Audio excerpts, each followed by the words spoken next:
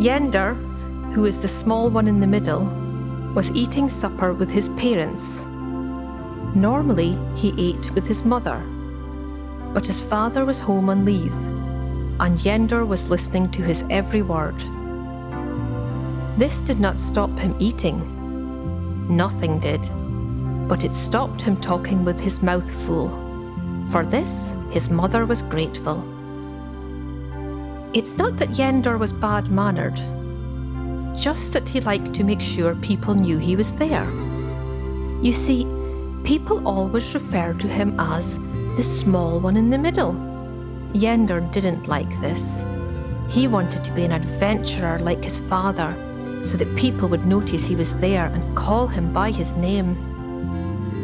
But, as I have said, his father was talking about an adventure, in fact. So, this 8-armed snapper had crept around behind us, blocking the path and picking off the pack animals. Where's the salt? There's already salt in it, said Mother. So, what did you do? Hacked off its leg and levered it off the path with a pole. Only cost us 6 men, said his father. Are you sure there's salt in it? And Yender didn't say a word, but listened very hard indeed. In bed, Yender lay quietly awake, looking at the shapes on the ceiling made by the starlight shining through his window. His father's adventures were going round and round in his head. It isn't fair, he thought.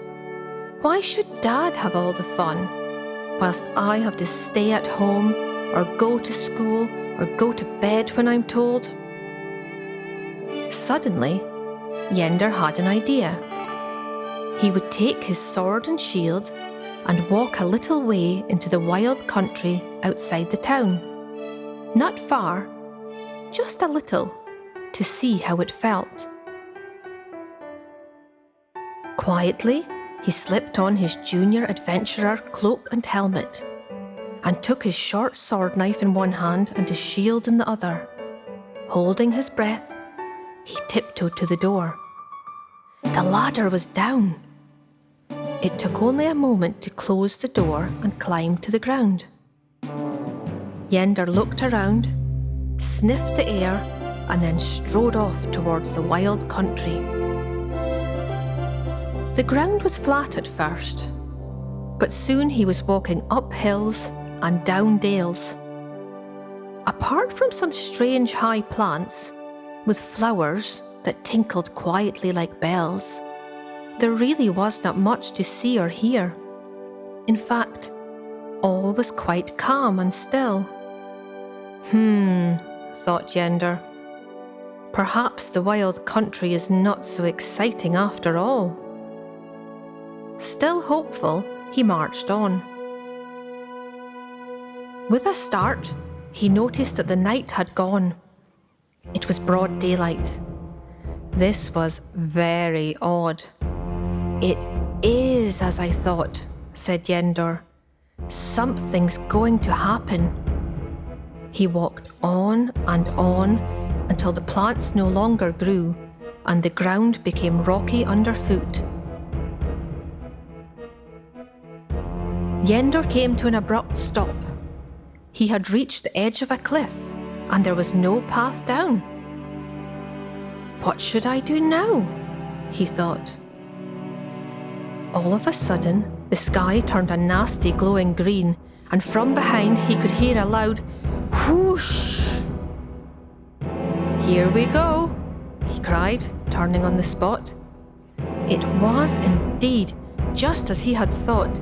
Screaming down towards him from the ugly sky was an even uglier Killwing.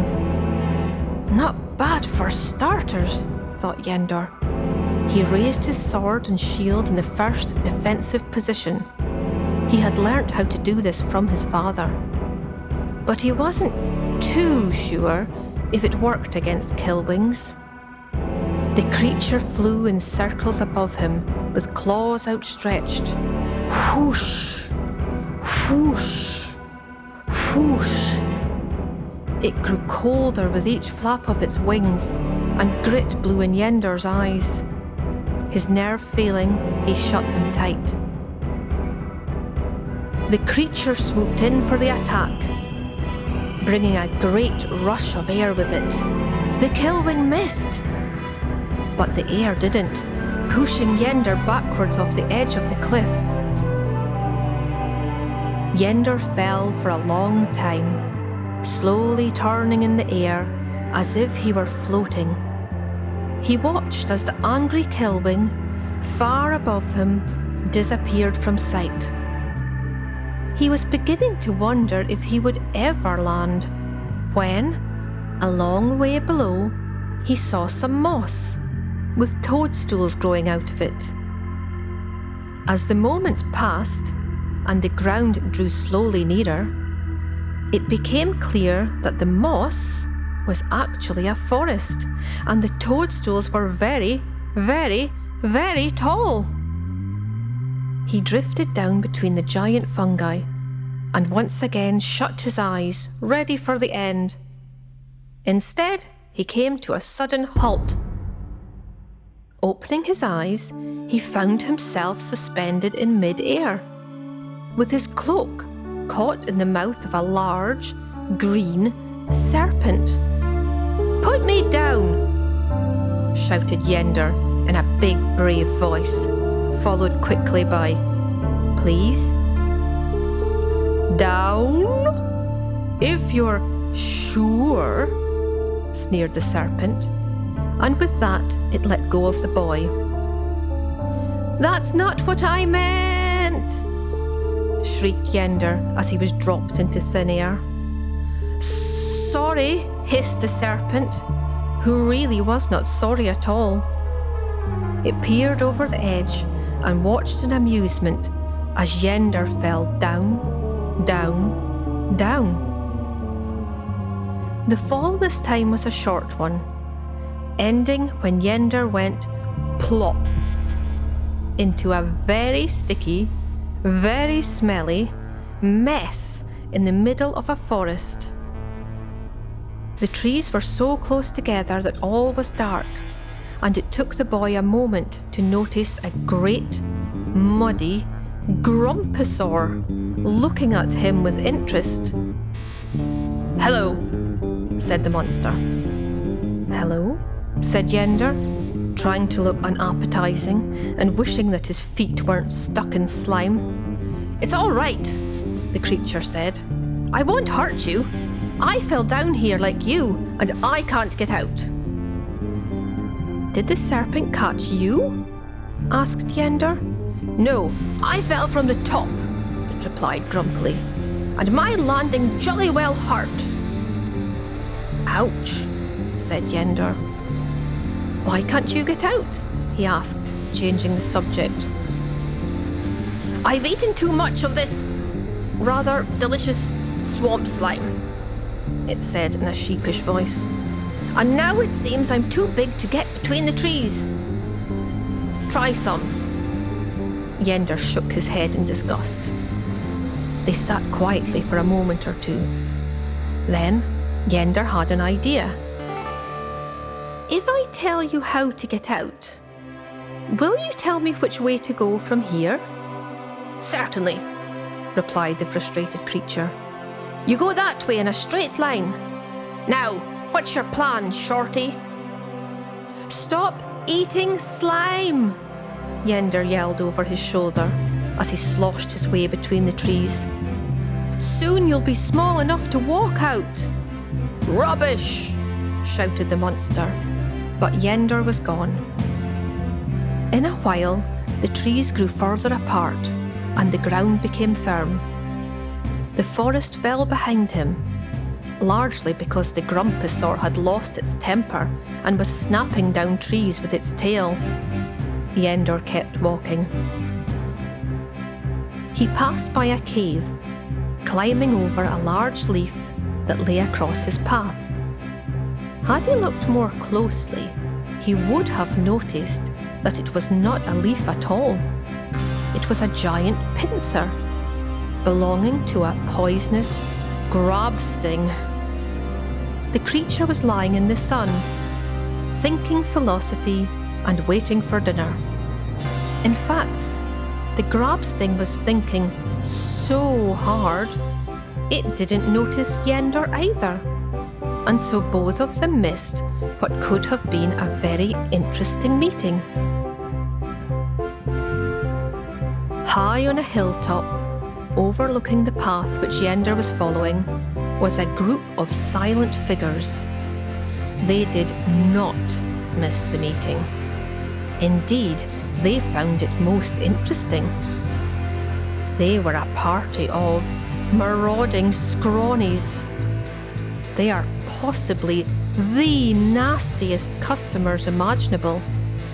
Not only do they eat solo adventurers, spearing them from the hungry grizzlies they ride, but they never wash their hands afterwards. Now normally, they would have ridden down without a second thought and finished this story then and there. But, having seen Yender survive the poisonous Grabsting, who scared them thoroughly, they decided to leave him well alone, fearfully watching as he walked out of sight. Unaware of his narrow escapes, Yender turned a bend and saw something rather special. It was a golden palace with 5 tall towers topped with huge spheres that soared into the sky. Everything was drenched in sunlight. Yender had never seen anything like it. Nothing moved except a great snock which flew lazily across the road. Yender wanted very much to be inside that silent palace, but he knew he had to gather his strength for what surely must be the last stretch. He took a deep breath and was about to walk on, when a loud whistle made him spin around. Towering over Yender was an old man, a giant old man, as tall as 3 ordinary old men standing on top of each other. He looked stern. His finger was raised in the same way Yender's parents and teachers did when they meant no. The giant roared in a voice of thunder, "Go no further!" Yender took a step backwards. He suddenly felt very small.